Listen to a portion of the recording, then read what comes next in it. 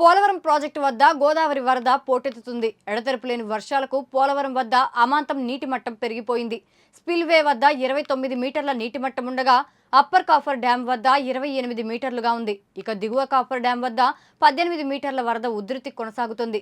దీంతో అధికారులు స్పిల్వే వద్ద 48 హైడ్రాలిక్ గేట్ల నుండి సుమారు 3 లక్షల క్యూసెక్ల నీటిని దిగువకు విడుదల చేస్తున్నారు. లోతట్టు ప్రాంతాల ప్రజలను అప్రమత్తం చేస్తున్నారు.